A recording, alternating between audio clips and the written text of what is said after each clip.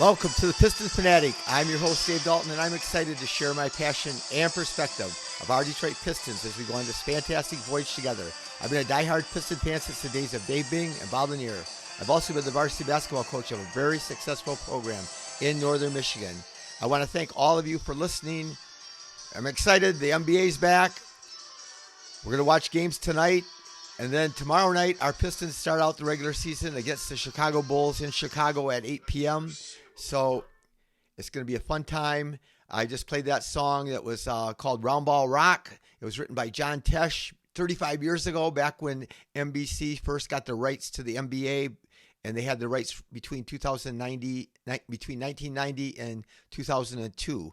So we got to hear that song, and that got our blood boiling. It got me so it's part of the soundtrack of my lifetime. It will always be part of that. And I don't know if any of you watched SNL. They had a legendary skit with Jason Sudeikis, who was Ted Lasso, and he said that was his favorite skit that he did when he was on SNL. But anyway, again, it's an iconic song. They're bringing it back. John Tesh tried on Twitter or something. He tried to play it and try to see if he would try to update it, but people said, no, we want the original. So anyway, you'll be hearing that tonight before the Rockets are going to be playing against Oklahoma City, so it should be a great game and a lot of fun. But anyway, we are going to talk today about Real Training Camp that they have on NBA TV. It's really cool. Unfortunately, it costs like $10 just to get that channel, to get and on Spectrum TV to get the NBA network. But they have this thing called Real Training Camp, and they have like 4 teams they went and did an episode on. So they're reoccurring episodes. If you got it, you can go back and watch it. But it's some really cool stuff was said. It was really cool. They showed the players during training camp. They showed them doing their workouts. They showed the players and coaches interacting. And here's some really cool takes from that. I want to show you. JB, the first one is said, in his 22 years of coaching, this is the most excited he's been coming into a training camp. He said the energy and the effort and the spark that the team has is just amazing. And he's so excited to see what the future holds for this team and the growth that they can have this year. So it was really cool. And JB said that he also talking to Trajan that they want to give the young guys an opportunity to develop.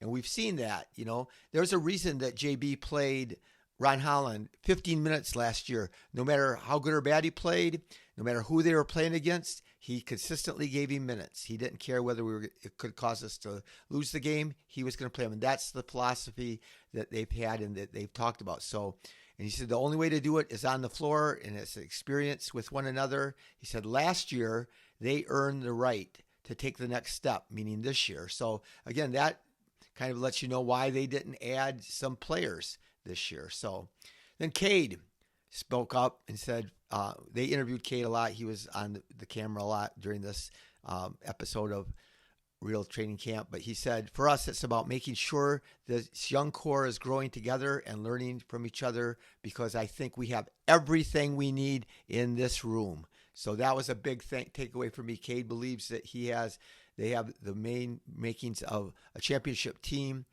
that's in their workout room. And he said, to be where we want to be, we need to keep working hard every day. And he just believes in this team. And you could tell that in the way that all the players talked and acted. It was really cool, though, when they're just doing some drills and stuff. And at one point, maybe a drill ended, and Cade jumps up and grabs the rim backwards in practice, and JB tells him to get off the rim, and the Cade gets down, and they're laughing, and he said, "What are you, JB?" He didn't say JB. He said, "What are you, the fun police?" And they kind of bumped each other and laughed. And so that's another thing that we've heard about the Pistons. They work their butts off. They're intense, and they have fun. And JB's made it fun, and that's a cool thing. I mean, as a coach, I try to always do that. I always try to music piped in and doing different things. But yeah, you could tell that they work hard. I loved listening how hands-on JB was with every detail. I mean, there's no mistake why our team is so great on defense, because JB knows how to teach every detail. It was fascinating to see Tobias out there. We all hear and know that he is a great leader, and they call him Unc, but he, JB's talking through things and showing Duran where to go and how to navigate a screen, and then Tobias is right there, part of it, and they're walking through it, and Tobias is turning Duran into the direction he needs to go so that he knows how to do it. It's just really cool. Another really comical part of it was when Luke Walton started, who's one of our assistant coaches, started talking to JB about, so JB, you might want to sit down once in a while. And JB says, I don't know if I can do that. Luke said, when you start getting all hyped up, maybe you want to just sit down, take a deep breath. And again, JB says, I don't know. And Luke Walton teased him and said, you're like that green guy, he's talking about the Incredible Hulk, about how he's this mild-mannered guy. And then when he gets worked up, the shirt busts off and he busts out those muscles and stuff. But anyway, it was just funny. But Cade said JB's a dog, and that's what this home team loves about him, and how come they can relate to him, because they have a bunch of dogs on this team, and that he has a chip on his shoulder just like they do. And everybody, we got to see it last year. Every game they have a chip on their shoulder, and they're playing with that chip on their shoulder. And they fought every team tooth and nail, no matter how good they were, and they wanted to prove something every night, and it didn't matter how far they got behind. And that's the thing. We got our defense and we got our grit. And those are the two things that you can't measure, and you can't, put on paper. You can't put that on paper to see how successful you're going to be. But he said that we can relate to him, and he has this chip on his shoulder every day. And that's the thing. Some people could be tough and minded, but it's hard to do it every day. But that's what they have, and that's what has been ingrained in our team. And he wants to prove all the doubters wrong, and he wants to show that he's the best coach in the league and that we have the best team in the league. And they're bringing that toughness every day. Anyway, Stu said that JB puts them into position, each player in their best position to be successful every day. And that was what was true with him. There was nobody true.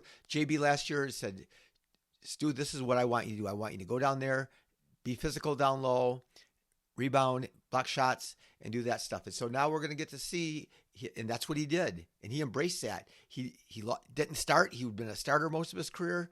He didn't play as many minutes, and he just completely embraced that because he believed in JB and what he wanted to be. And he had his best year, he not numbers-wise, except blocks-wise he did.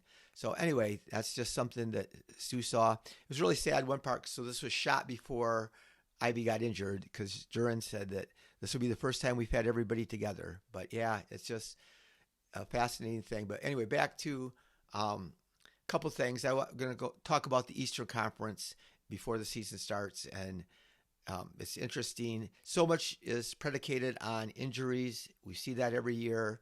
And hopefully, this is not a bad omen, having Ivy start out with an injury. But I'm just going to quickly go through the over-unders for teams. The Cavs are deservedly 56.5 wins predicted, and they're going to be right in there. They're going to win probably. I think they probably win a couple more than that, but they're going to be good.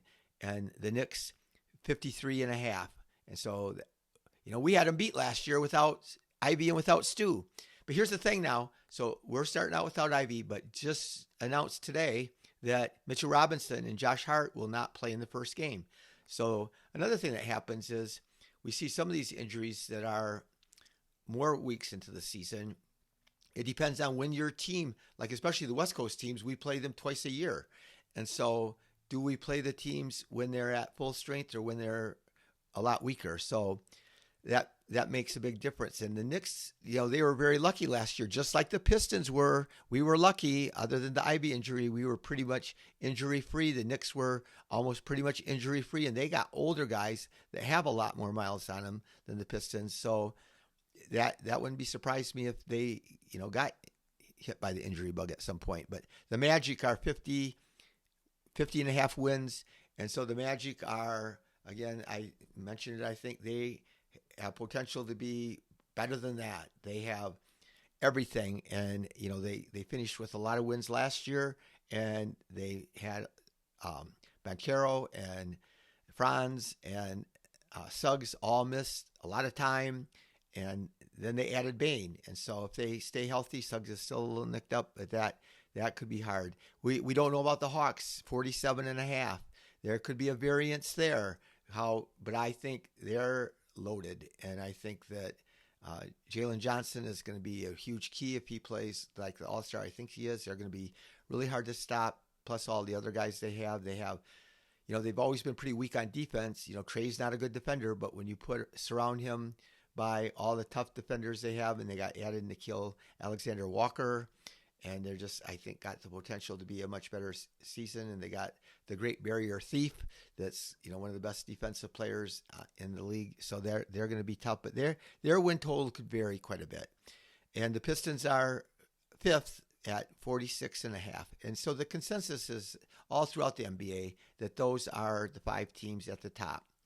But here's the thing that I'm thinking of. There's going to be some team that's going to rise up that's not in those top 5, even though that's pretty solidified across the league where everybody rates the team. Those 5 are rated in the top 5. But it could be easy. The team that has the biggest difference in outcomes possible, I think, are the Philadelphia 76ers. They have Maxey is amazing. He is so good. And they got Edgecombe they just drafted. He's a freak of nature, and he's going to be fun to watch. And they got my guy Quentin Grimes, and they signed him for 1 year, and he showed a lot last year. Man, he tore it up at the end of last year. And they have some other good players, but it does depend on if Embiid is great and plays enough. And he played in one preseason game, and he was magnificent. He played, I don't know if he played 19 minutes or something, and he had like 20 points and 6 assists and 8 rebounds. I don't even remember the exact stat line, but it was impressive. And if you watch the clips, he looked really impressive. And obviously, the Bucks are 43.5, and their variance, of course, just their team is really not great if you take Giannis off it. All the teams. So if we lose Cade for an extended time, we're down the toilet. We're not going to have. We played some good games last year without him, but still we're not going to be great. And if the Knicks lose Brunson, they're going to struggle probably to score. But the Sixers are mostly if the Bucks, if they lose Giannis, their team is mediocre. Our Pistons are much better without Cade than they are without Giannis. But Giannis is such a difference maker, and he controls the ball, he rebounds, he plays defense, he can score, he can pass. So that's there could be a big variance in there. How many, depending on how many games Giannis plays. But the Celtics, that's another one that could really fluctuate. Who knows what the Celtics are going to be? 41.5. They have them projected, and they've lost so many players. I really do think that teams like the Celtics, depth matters in this league. So all these teams, when they got guys out, depth matters. So the Celtics not only lost all those guys, and Tatum's starting to look a little bit better. They think he might come back before the end of the year. Who knows? But they lost Porzingis and they lost Holiday, and so they lost Horford. So they lost a huge amount of guys, and they still got some good players, and they know their system, and I think they got a good coach, but they're going to be really susceptible to injuries. So if the Celtics lose a couple players, and I think even Jaylen Brown is, I think, questionable for the first game. And so if that happens, they're going to be, I think, tanking by the end of the year if they have some injuries and slide off. A team that intrigues me, the Toronto Raptors, they're way down there, 38.5, but they got players, and they had a lot of injuries last year. Their discrepancy between where their variance could be huge, how good they could be and how bad they could be, and they got Brandon Ingram. He has lots of talent. Is he going to fit? And they got Scotty Barnes, and they got Quigley, they got RJ Barrett, they got Pirtle. They got a lot of guys, and so they could be a real thing, and they could catch fire. And sometimes teams just click. Look at what happened with the Pistons last year. We tripled our win total. And so who knows what can happen, and I'm not very high on the Heat. They're 37.5, and I think they're too shallow. Their depth is not good. Spoelstra is arguably the best coach in the league, but they just lack talent. And again, if injuries hit when you're already lacking talent, and I think Hero's already out for a while, then they're going to struggle. And no better example than the Pacers. TJ McConnell is hurt and out for a significant time, besides losing Halliburton, and then Miles Turner signed with the Bucks. And so they got good players though, and they're tough. and they're tough minded like the Pistons and Nebhart and those guys. They can really play, and so we'll see how that all pans out. The Bulls are still intriguing. They got some talent. Watch out for my guy Montas Buzelis. I wanted the Pistons to draft him last year, and I love Holland, so he's our guy. He's my guy. So I don't just hate the guy that we draft just because I wanted somebody else, but I wanted Buzelis. You can go back and listen to the tape. He's 6'9". You look out. If you're a fantasy owner, you get him in the late round. Draft him. He's 6'9". He can shoot. He can drive it to the basket. He's got great handles. I think he's going to be a really good player. But the Bulls, they're only 33.5. Somebody's got to lose games. So some of these teams, somebody's going to surprise. Somebody's going to drop back, and it's going to be, I think, more variance this year than most years in my lifetime. And the Hornets, 27.5. They got talent. I love Brandon Miller and LaMelo. He's gifted. I don't think he's a winning player, but he's super talented. And if everything went right for a while, and then they drafted some good players. They don't have much at the center position. There would be they have Bridges, that's a good player. But they're, it'd be just fascinating to see Knipple. They got as a rookie, and I think a lot of people are really high on him, and he could be. The Wizards are 20.5 points. I don't see them rising up very high, or the Nets. So, yeah, injuries are going to play a big part. The big thing, though, is we got our Pistons coming back. The team has got, really inspired and really excited, and I'm excited too, and I'll be on after the game tomorrow night, but I hope you enjoy watching the games tonight. It's going to be the Thunder against the Rockets, and then it's going to be the Warriors against the Lakers without LeBron. So there's two exciting games to not kick off the season, but yeah, enjoy every minute of it. And I will tell you this, I have not been excited, no matter whether we win a championship or we may win a round in the playoffs, whatever happens. This is like JB. This is his most excited he's been in 22 years. There's been a few years I've been more excited about than coming into this year, and so I've seen a lot of crappy years. And so have you. I mean, I've been a Piston fan for like 55 years, and so you see a lot, and you just know that you just got to appreciate and not get caught up in when things go wrong or get negative, and just have fun. So anyway, be the reason that somebody feels heard, and go Pistons.